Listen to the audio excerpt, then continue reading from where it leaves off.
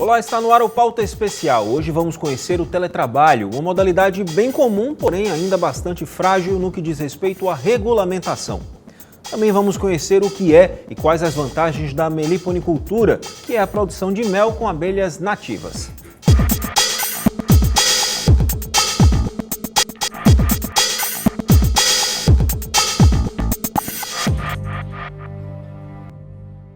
Com as facilidades tecnológicas que permitem a execução de serviços à distância, surgiu uma modalidade de trabalho chamada teletrabalho.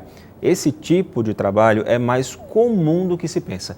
De acordo com a Sociedade Brasileira de Teletrabalho e Teleatividades, em 2008 eram 10 milhões e 600 mil brasileiros nessa situação, entre formais, informais, empregados ou autônomos. Mas e como é a regulamentação dessa modalidade de trabalho? Sobre isso, vamos falar com a bacharel de Direito, Poliana Ribeiro. Bem-vinda ao nosso programa.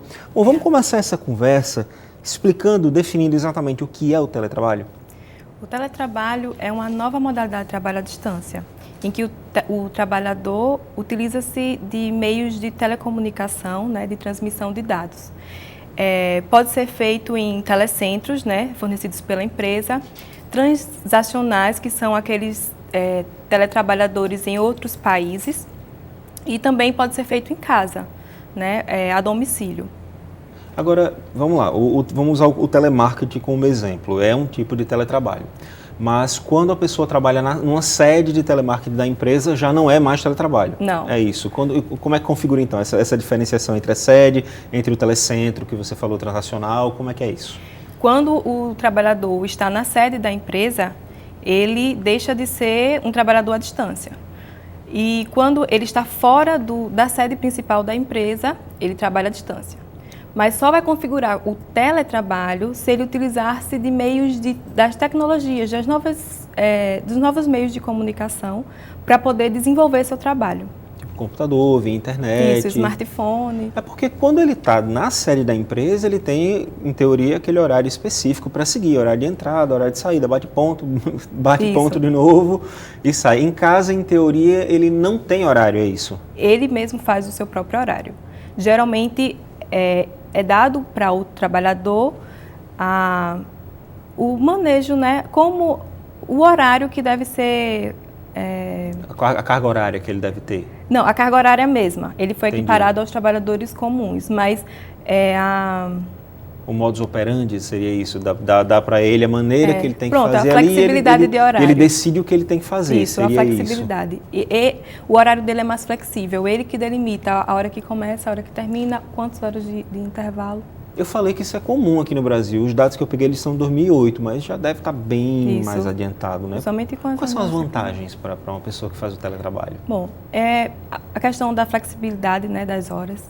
Por exemplo, pessoas com deficiência de locomoção, facilita o não transporte. A questão social mesmo do meio ambiente, seriam menos carros, menos meios de transporte na rua. E para um empregador é mais fácil porque não tem tantos gastos com mobília, eletricidade. Não precisa manter uma empresa física, isso, dependendo do tipo de trabalho realizado, né? Isso. E pesquisas indicam que o trabalhador em casa ele rende mais. E também pelo fato de não ser interrompido mais vezes. No caso, na empresa geralmente tem aquela pausa do cafezinho, o pessoal se reúne, sempre tem uma forma de distrair, de certa forma. Tem uma amizade aqui, uma intriga ali, conversa, coisas normais de convivência entre seres humanos e em casa ele não vai ter isso. Quer dizer, depende, né? De repente uma mãe tem que cuidar do filho também, mas geralmente eles têm justamente aquela quantidade de tarefas a serem feitas. Por exemplo, a produção é sempre estabelecida. Você vai ter que entregar dentro desse prazo essa certa quantidade, A produção já é estabelecida. E ele vai ter, dentro daquele horário, que se organizar para poder entregar, cumprir os prazos. Pois é, a gente falou agora de vantagens, na verdade, mas como todo trabalho tem vantagens e desvantagens. Quais seriam elas? Bom, as desvantagens seria justamente essa sensação de menos proteção sindical, né, de proteção social. A hierarquia também fica um pouco... não é tão nítido essa hierarquia na empresa. Com relação também à privacidade do trabalhador, pelo fato de ele estar em casa e justamente fazer o seu próprio horário, muitas vezes o empregador entra em contato com o seu empregado em horários que já não está mais trabalhando, já está no horário de lazer ou descanso. De repente, no meio da noite, né? Não tem muito horário Exatamente. para se entrar, não. Isso é uma desvantagem complicada. Inclusive, você fez uma pesquisa, né, que compara essa questão da regulamentação do teletrabalho no Brasil e em outros países. Como é que é a situação do trabalhador daqui? Assim, ele está bem amparado? Bom, em 2008 entrou em vigor a Lei 12.551, que acrescentou um parágrafo ao artigo 6º da CLT, em que equipara o trabalhador comum, aquele que vai todo dia para a empresa, daquele trabalhador à distância. Ou seja, o teletrabalhador tem os mesmos direitos e deveres do trabalhador comum. Só que na prática observa-se que a invasão de privacidade é muito maior desse trabalhador que é fiscalizado por meio virtual. Porque quando você trabalha na sede da empresa, o empregador sabe a presença do empregador. Do empregador, isso. O empregador sabe a hora que você começa e termina o seu trabalho, o seu horário de trabalho.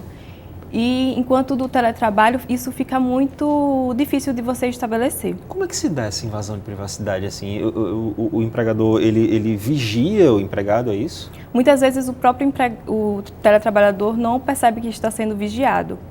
Há mecanismos através de câmeras embutidas nos aparelhos que os próprios teletrabalhadores utilizam, como também telecâmeras ou até mesmo a fiscalização de e-mails. Quais as páginas de internet que foram acessadas, e muitas vezes fica difícil de você saber o horário realmente em que ele não está trabalhando. É uma maneira, o empregador ele usa isso para checar a produtividade, mas isso é legal? Isso pode acontecer?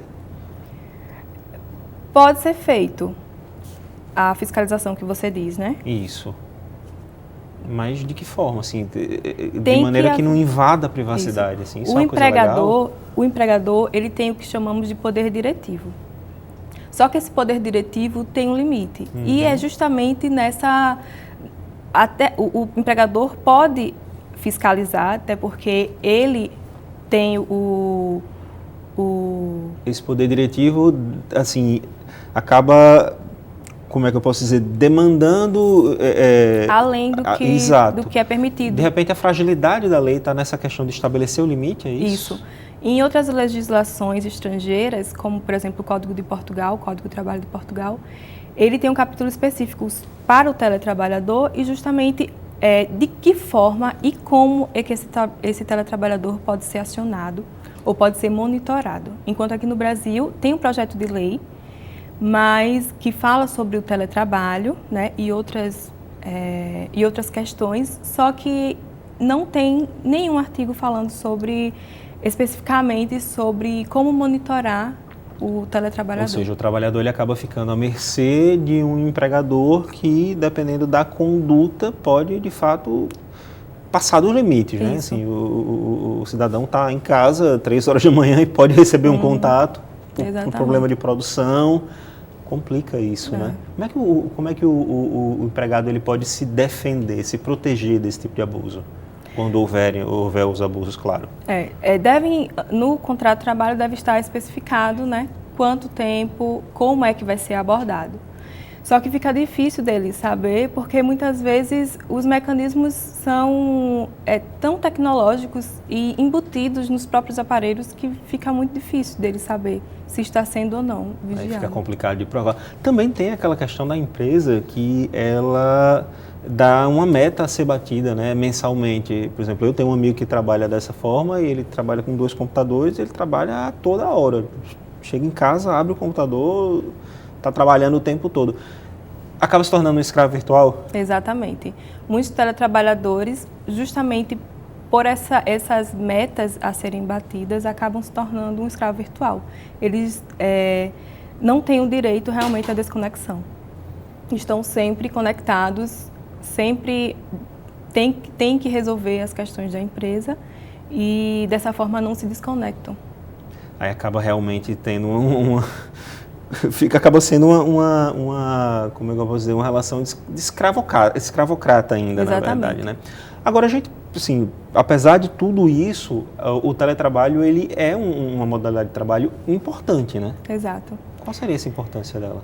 Bom, assim como a sociedade tem que evoluir, assim como as tecnologias vêm evoluindo. É uma forma mais fácil e ágil, né, de resolver questões. É bom para o meio ambiente, é bom para as empresas. Tem que ser realmente regulamentado, porque sem essa regulamentação, em vez de estarmos evoluindo, estaremos regredindo. E essa regressão pode ocasionar justamente esses escravos virtuais. É uma tendência, na verdade, de trabalho, né? É uma tendência Exato. de mundo. A situação, cada vez mais isso vai aumentar, essa demanda vai aumentar, então precisa, de fato, regulamentar para proteger tanto o trabalhador quanto a empresa, né? Exatamente. Ok, então, Poliana Ribeiro, muito obrigado pelas suas informações, pela sua Obrigada entrevista a você. e pelos esclarecimentos desse assunto, né, que, apesar de comum, é pouco conhecido. Muito obrigado. Bom, no próximo bloco a gente vai conhecer uma técnica de produção de mel que utiliza abelhas nativas, que faz bem para o meio ambiente e ainda é uma ótima opção de lucro para o produtor rural. É a meliponicultura. Até já!